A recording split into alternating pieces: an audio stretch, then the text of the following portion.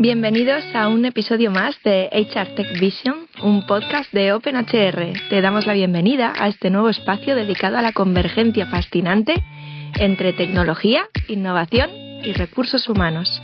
Queremos agradecerte por escucharnos, regalarnos tu tiempo y atención y sin dar más vueltas, vamos al tema de hoy. Bueno, hola a todos y bienvenidos a otro capítulo de OpenHR. Mi nombre es Isabel Sagastizábal y hoy vamos a estar hablando de la salud mental y la productividad en las empresas tech.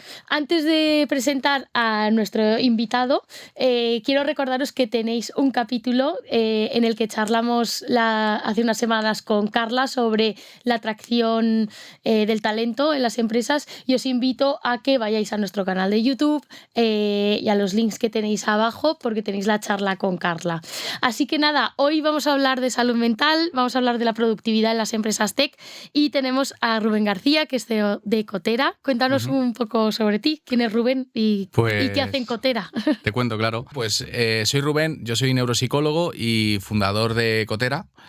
Y bueno, fundé Cotera por una pregunta muy sencilla, que es ¿por qué no aprendí esto en el colegio?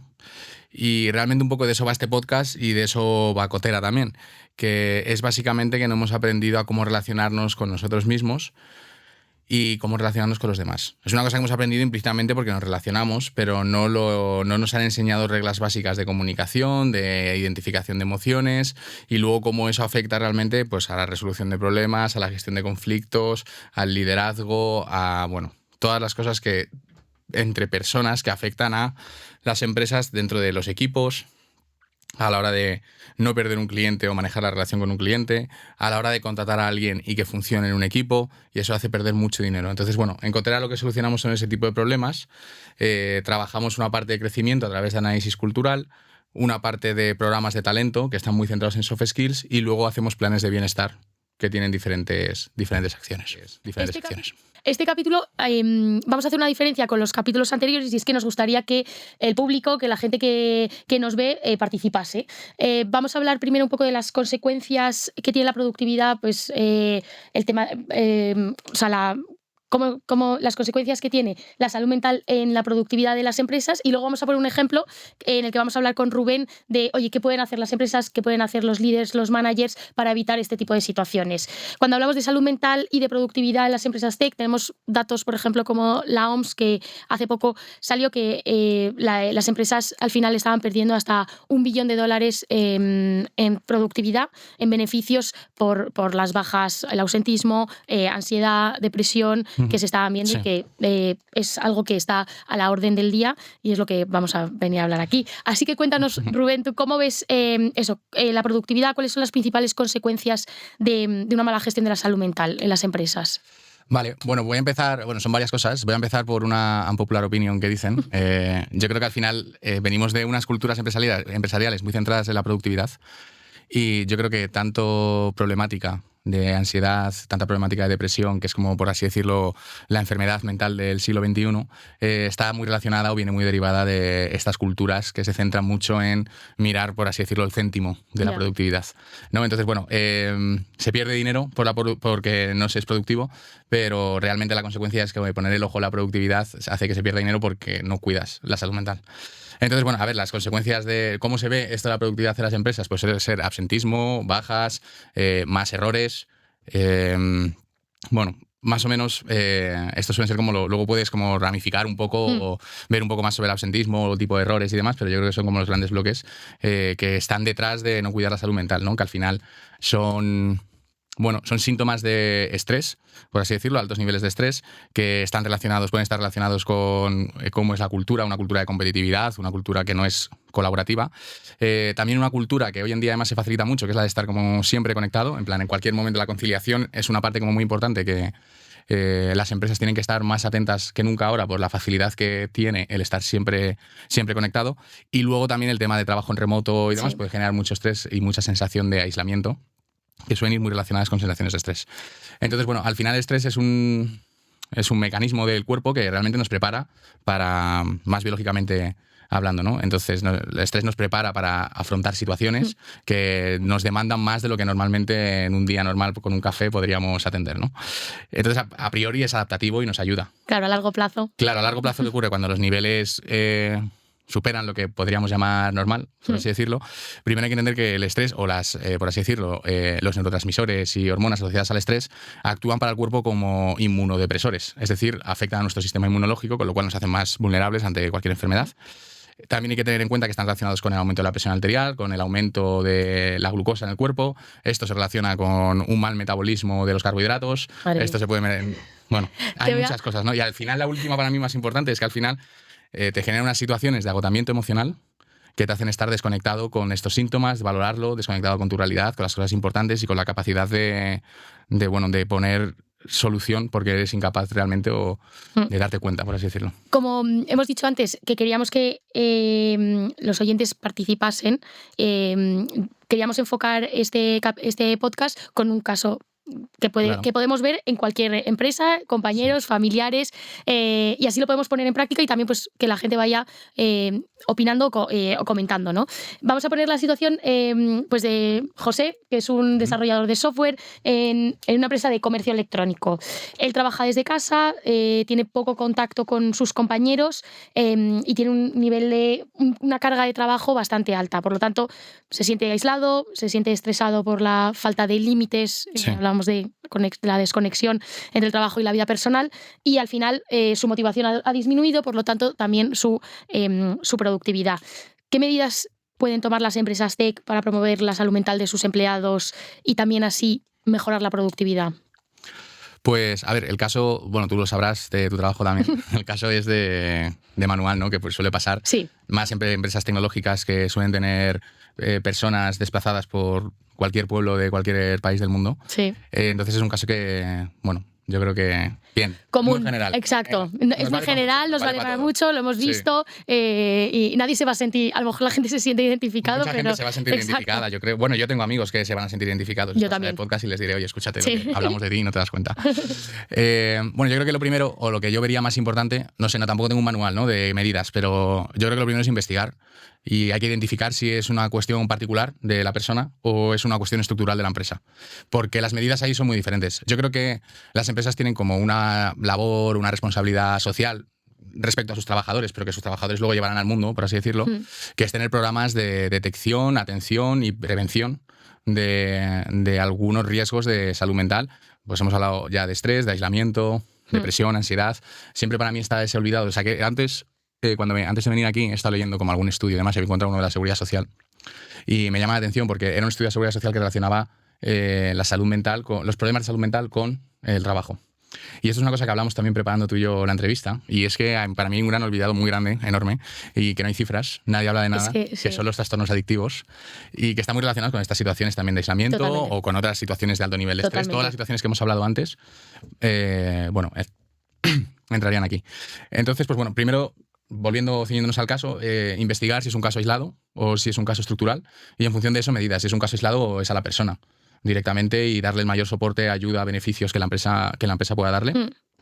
Si es un caso más estructural, yo creo que hoy en día es una frase que también utilizamos mucho en Cotera, como que la cultura marca la diferencia.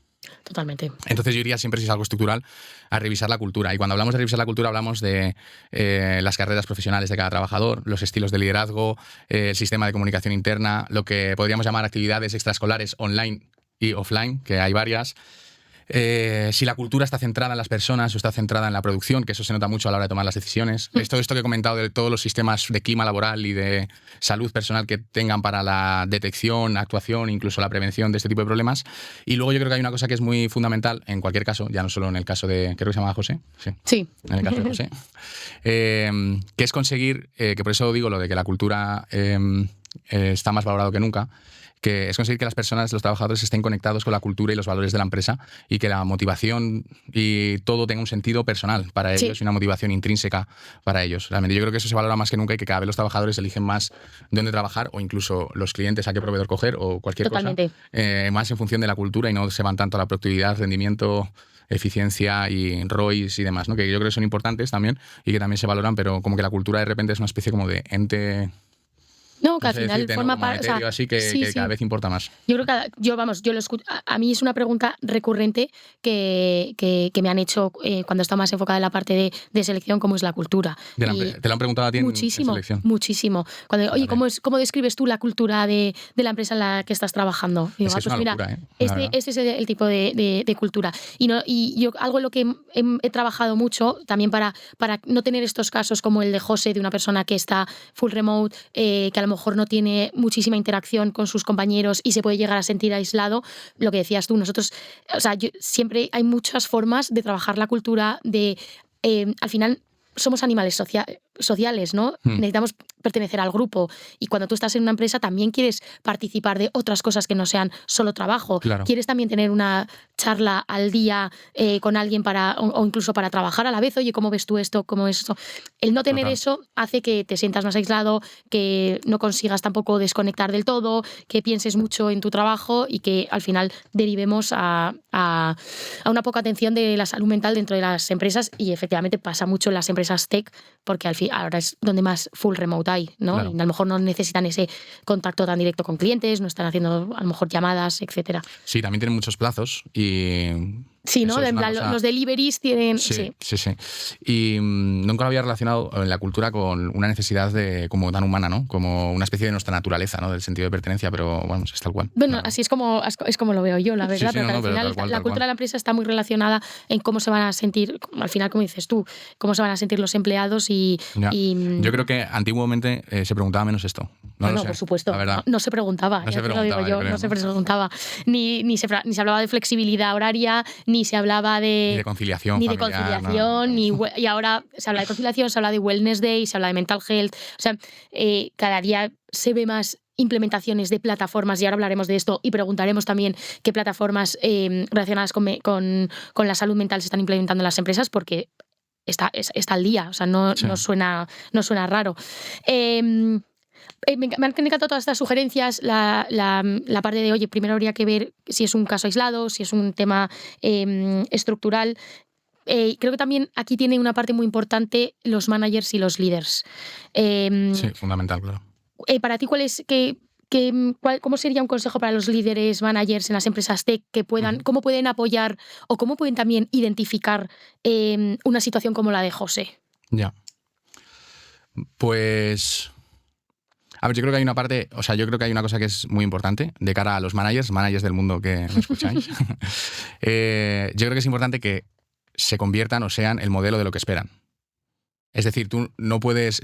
Si tú no vas a recoger a tus hijos por trabajar, no puedes esperar que haya conciliación familiar en tu equipo de trabajo. O sea, al final el manager realmente es un modelo, o sea, para muchos equipos, o como debería ser, o como suele pasar, y yo creo que pasa incluso inconscientemente, es un modelo a seguir. Sí. ¿No? Sí, o sea, si mi jefe se queda, vamos a ir mal si yo no me quedo. Básicamente, ¿no? Si hace esto, si sacrifica su salud mental por el trabajo, va a estar raro que no lo haga yo. No quiero decir que todo el mundo lo vea así, realmente, pero es verdad que la mejor manera que ocurra es que, o sea, como recomendación número 1 es ser un modelo de lo que esperas. Y asume que eres un modelo de lo bueno y de lo malo también. Entonces, yo creo que eso sería como consejo principal. Siguiente consejo es que para ser ese modelo tú tienes que trabajarte personalmente. Sí. O sea, como líder, pero no solo como líder, yo creo que también como persona y como... ¿Por qué eres líder? Yo creo que es una pregunta interesante de hacerse cuando trabajas en liderazgo, que es ¿por qué eres manager?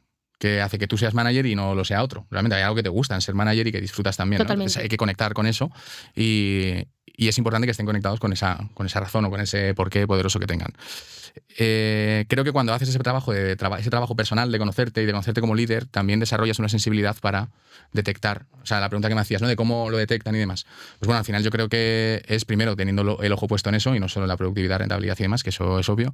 Luego, obviamente, el trabajo personal te va a hacer estar más conectado contigo y esa es la herramienta para mí más importante para saber conectar con los demás. Es muy difícil que si no conectas contigo y con cómo te afectan las cosas y con tu propio crecimiento, lo consigas hacer con los demás. Entonces es como... Bueno, no sé si es como una herramienta real de estas que dicen, quiero saber si cuando A implica B. No, bueno, no lo sé. Claro, pero... Pero es como para mí una condición sine qua non, ¿sabes? Exacto. Tiene que darse esto. Y luego yo creo que Siempre hay un poco como de responsabilidad del manager de revisar la cultura dentro de su equipo, barra empresa, dependiendo de si es manager, líder, CEO, lo que sea, ¿no? Siempre hay una responsabilidad ahí de revisar su cultura, que, bueno, lo que comenté antes es que la cultura son muchas cosas, comunicación interna, liderazgo, clima laboral, diversidad, equidad, inclusión, o sea, son muchas cosas y hay que tener una visión amplia de cómo funciona todo eso dentro de tu propio equipo o de tu empresa. Y luego yo creo que la parte final, realmente, yo creo que formación en habilidades blandas. Si eres CEO de una empresa es importante que tus managers lo tengan. Pero si eres manager es importante, es importante que tu equipo lo tenga también. O sea, una de las cosas que más va a ayudar a la detección de estos casos como el de José es que José levante la mano y lo diga. Exacto, ahí es donde quería llegar. Realmente, claro. Entonces José tiene que levantar la mano y decirlo antes de que le dé un infarto en su casa y se quede ahí solo con los gatos y eso. Entonces, y si José levanta la mano es porque tiene un ambiente seguro, un manager con en el que hablar. Y ese manager. Una cultura de equipo donde eso se entiende como un comportamiento, una actitud positiva, exacto. Aunque implique una cosa negativa, que igual el José me coge una baja. Realmente, pero donde eso se valora, eso es una cultura lo que hace y un ambiente lo que hace que eso se pueda comunicar. Y al final yo creo que una de las cosas que más se hace en empresas ahora y que de verdad beneficia esto son estas formaciones en habilidades blandas de diferentes maneras, pero sobre todo que empresas tengan una conciencia sobre la importancia de hacer esto, ya no solo para el desarrollo de la empresa, que también, sino para la salud de los trabajadores, que luego a su vez lo van a multiplicar por toda la gente que conocen también. O sea, yo creo que una empresa que hace bien esto no solo beneficia a sus trabajadores, sino a toda la red de personas que rodean a sus trabajadores también. Claro, es que hablamos solo de a quién afecta directamente, pero luego indirectamente hablamos de las familias, de Joder, claro, pero tú piensas cuando has estado hablando con una amiga y te ha contado un amigo y te ha contado que en su empresa hace no sé qué, no sé cuánto, y de repente te ha abierto la vista y dice, pero bueno, tu empresa mola mucho, ya lo hemos estado hablando antes, ¿vale? Pero no todas las empresas tienen como esa concienciación, ¿no? Entonces, cuando estás en una empresa, alguien cercano te dice todo esto, hostia, te cambia un poco la perspectiva y dices, coño, que es posible levantar la mano en estas situaciones, que sí, que yo soy José y en esta empresa José levanta la mano sin problemas y yo no me puedo hacer. Y lo ven como algo positivo, justo. Claro. Creo que nos queda muy claro estos dos puntos de, oye, cómo podemos, consejos que les podemos dar a los managers, que es conocerse ahora mismo, predicar con el ejemplo como manager y dos, crear un espacio seguro en el que tu direct report, por así decirlo, que si es José, levante la mano y sepa que puede hablar directamente contigo como manager. Si tenéis cualquier otra sugerencia, tips para managers, creo que sobre salud mental, cómo gestionar un equipo o situaciones como la de José, estamos súper abiertos a comentarios. Suma, yo de hecho seguro. Tengo más, pero al final nos vamos a ir quedando sin tiempo, pero desde luego es algo en lo que tanto la cultura de la empresa, empezando por el CEO como luego up-down a los managers en cascada, tiene que ser un reflejo de la cultura de la empresa, y esto es fundamental en cómo van a gestionar los managers a su equipo. Hablamos de herramientas y más datos. He leído que un estudio de Deloitte decía que por cada $1 invertido en herramientas de salud mental y bienestar, tenía un ROI, un Return of Investment de, creo que era $5,7. Iba a decir 4 con algo, no, $5,7.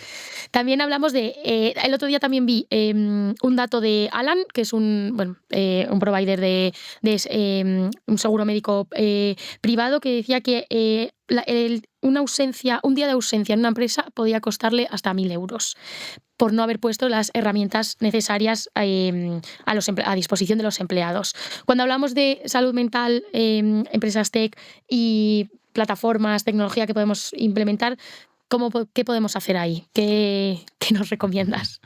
Pues bueno, no sé cómo de amplio es mi conocimiento a este respecto. Sé que entiendo los estudios que relacionan el absentismo con el ROI o las plataformas con el ROI de tanto de la salud mental. Yo creo que las decisiones tienen que ir impulsadas. Los datos son importantes, pero todas estas decisiones tienen que ir impulsadas desde una filosofía un poco más aparte y más humana y no tanto centrada en la productividad. Yo creo que eso al final es lo que trae una espada de Damocles detrás y una exigencia brutal. Yo creo que hay plataformas respecto a la gestión del tiempo que pueden ayudar mucho a este tipo de controles. Creo que hay plataformas respecto a la comunicación interna que bien implementadas son bastante eficientes. De hecho, hay una empresa que ha ido cambiando mucho con el tiempo, que yo les sigo porque a mí me fascinan, que hace un tiempo, no sé cómo están ahora, tenían incluido, lo enfocaban un poco a ventas, pero yo vi que ahí había un filón interesante, porque lo que enfocaban era la inteligencia artificial para analizar las conversaciones que tenían para detección de herramientas de venta o detección de necesidades o detección... Entonces, para mí era dije, joder, esto para detección de ansiedad, de estrés, ¿no? De cuándo contesta, cuánto escribe, qué velocidad, o sea, un montón de cosas que se pueden analizar, meterlo ahí en un machine learning y que te saque... el arca de Noé, ¿no? Pues yo creo que va a haber softwares en esa dirección Seguro. y que igual ya existen. Ya digo que igual en cuanto a herramientas mi conocimiento es un poco limitado, pero bueno. Creo que también muchas plataformas de e-learning cada vez están más enfocadas a aires de mindfulness, Sí, justo. que yo creo que viene bien, realmente. Hasta, mira, aquí en España, por ejemplo, está iFeel, que es una plataforma que se encarga de proveer de sesiones, de terapia y demás. Hay muchas como iFeel, realmente. Y luego, bueno, creo que hay más plataformas de bienestar respecto a la formación, respecto a sesiones individuales. Creo que falta un poco más respecto a la detección y a la prevención, pero creo que también hay aquí una concienciación de nadie invierte en prevención.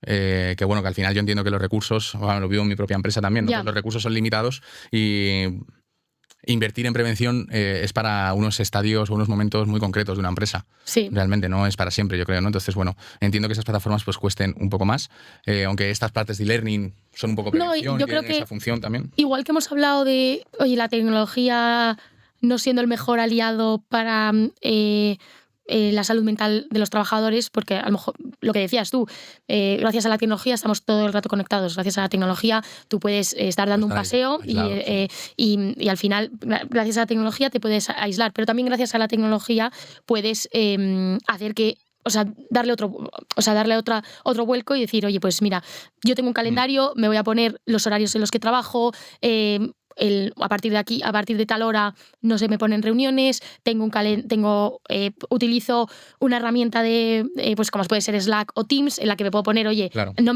me salten las notificaciones. Entonces yo creo que cuando hablamos de tecnología, salud mental y herramientas, ya no solo incorporar, como dices tú, grandes cosas como la terapia y tal, es que podemos empezar desde una base que es la cultura, que es, oye, aquí todo el mundo se pone su horario. Si te vas a comer, ponlo en el calendario. Eso me parece como la parte más importante respecto a la tecnología, que me pasa con más temas realmente, que lo importante es cómo lo usas. Exacto. Realmente, qué función tiene para ti y qué función cumple en tu vida y cómo lo usas para beneficiarte y cómo identificas cuando no te está beneficiando, ¿no? Lo mismo a lo mejor con redes sociales, por ejemplo, ¿no? ¿Qué función cumplen para ti las redes? O puede pasar con las drogas también, ¿qué función cumplen para ti las drogas? ¿Cómo consumes las redes? ¿Cómo consumes? Bueno, pues yo creo que la tecnología puede ser un poco parecido, nos facilita mucho la vida y también nos puede meter en serios abismos. Exacto, sí. Y yo creo que al final, y ya nos estamos quedando sin tiempo y voy a hacer como un recap de todo, es que creo que lo más importante de todo es que estamos aquí, estamos hablando de salud mental. Por supuesto, desde las empresas y desde las empresas tech, que es para lo que nos estamos enfocando, hay muchas cosas por hacer, pero se están empezando a hacer y se ve cada vez más proveedores, se ve cada vez más concienciación, se habla de cultura, se habla de levantar la mano, se habla del burnout y no se habla como algo en secreto, ¿no? Está en el día a día y estamos actuando para eso. Creo que todavía queda mucho, y tú lo decías, en el tema de detección. Al final creo que la gente está actuando una vez ya ha visto las consecuencias de lo que está pasando con la salud mental y nada, simplemente agradecerte, Rubén, este rato, porque yo tengo un montón de temas y justo lo hablábamos antes de preparar la reunión, seguramente nos quedaremos hablando más. Yo invito a todo el mundo a que ponga sus comentarios sobre herramientas que puedan ayudar a las empresas tech sobre la salud mental, tips para los managers, implementaciones que estén viendo en las empresas en las que trabajáis o en otras empresas y que os gustaría ver. Y nada, os invitamos a colaborar. Total, iniciativas. Siempre hay un montón de empresas, yo creo que tienen iniciativas muy interesantes a este respecto. Sí. Y vamos, les animo a que lo compartan. Yo agradecerte este espacio. A mí me parece increíble que empresas multinacionales o empresas nacionales o empresas que realmente quieran invertir en comunicación lo hagan en esta dirección, que me parece importante, interesante y un camino que yo creo que es un bien para todos, la verdad. Y yo creo que si hay muchas visualizaciones, tenemos mucho engagement, yo voto por un OpenHR con Rubén 2.0. Vamos, yo encantadísimo. Y a ver, porque creo que hay muchos temas. Sí, para empezar, he hablado mucho, pero me he mordido mucho más la lengua. Yo creo que te has mordido mucho la lengua. Y yo también, si te digo la verdad. Sí, bueno, antes cuando hemos estado hablando antes y demás ha salido bien de temas. Sí, verdad. Sí. Así que nada, muchas gracias a todos por seguirnos. Os invitamos a seguir participando. Nos vemos en el siguiente OpenHR. Y gracias otra vez, Rubén. Gracias a ti, Isabel. Ha sido un placer. Muchas Igualmente. Gracias.